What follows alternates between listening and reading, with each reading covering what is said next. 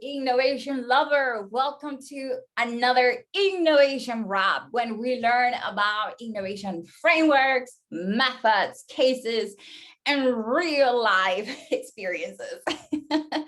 Today, we're going to go ahead and actually have a very interesting wrap, and it's about innovation frameworks, because if we want to coach innovations, we actually got to be aware of some frameworks for us to understand what's going on. And today we're going to see basically 7 innovation frameworks. They're not the only one, there are more, but we're going to start with these ones. So let's start. Yes, so all about innovation. We hear a lot about innovation. It is the buzzword, but what exactly it is for us to make sure that we don't fall into very weird approaches. So the first framework that I bring you today, so you can start thinking of innovation in a more strategic and formal way, is what we call the disruptive innovation framework by Professor Clayton Christensen. His article, 3 Types of Innovation You Should Know, actually allows us to discover that we can talk about sustaining innovation, low-end disruption innovation, and new market disruption innovation. So what's that? When we talked about sustaining innovation, we were basically referring to improvements on an existing product. That itself was a sustaining innovation. When we talked about low-end disruption, we were talking about good enough products at a cheaper cost that could be accessed by more people, and hence they became disruptive, okay? Especially to the incumbent that had that product at higher prices. And then finally, we had new market disruption, which was basically a new segment in an existing market that allowed you to reach those underserved customers. That was it.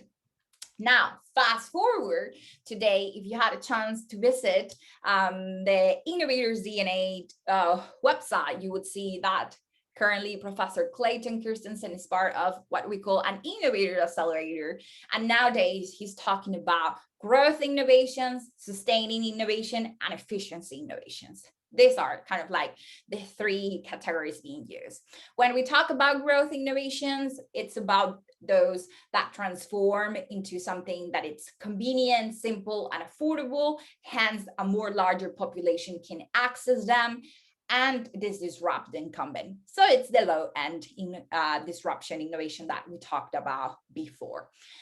He also talks about sustaining innovation as before, and it means kind of like the same, occurs in companies that exist, and their purpose is to develop better products that they can sell for better profit to their best customers, okay? Improvements on an existing product.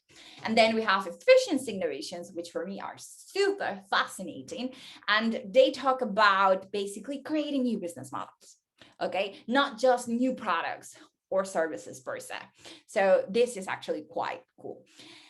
The other framework that I brought you today actually comes from Rebecca Henderson and Kim Clark.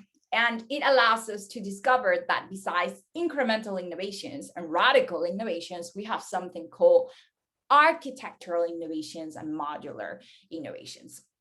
The breakthrough idea here is that you can reinforce or overturn core concepts, and also that you can change or unchange the linkages between those core concepts and components.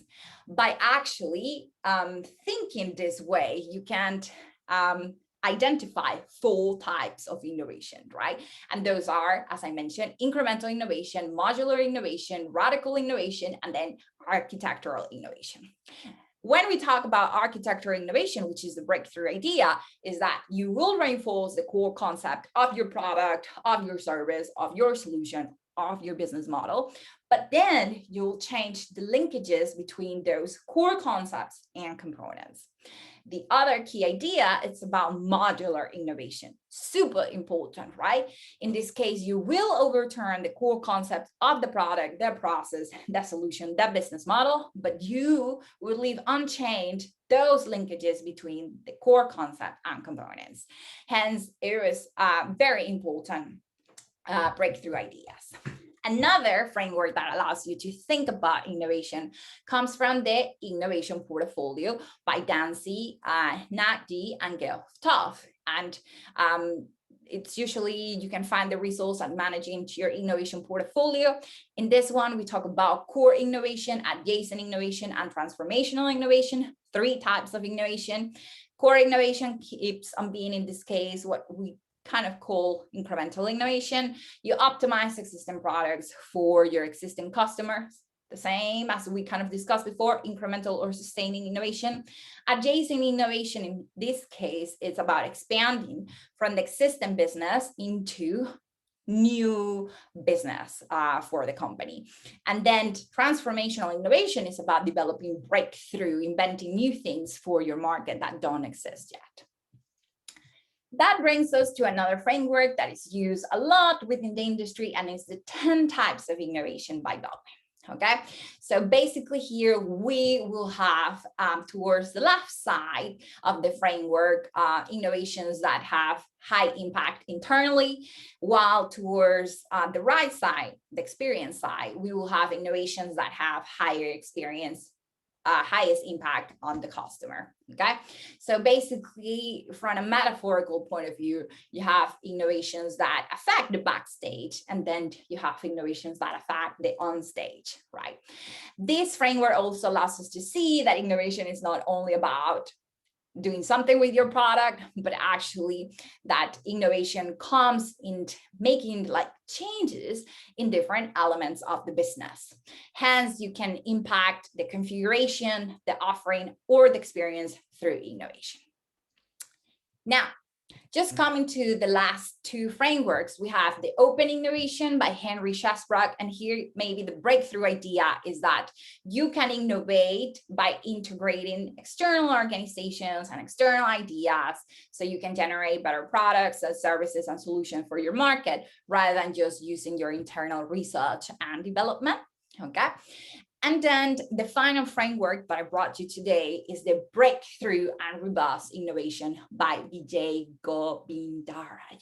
Okay, so this is a very interesting framework because it associates innovation to a strategy. Okay, and it talks about, well, mainly there's 2 types of innovations. There's what we call the linear innovation, and then there's what we call non-linear innovation.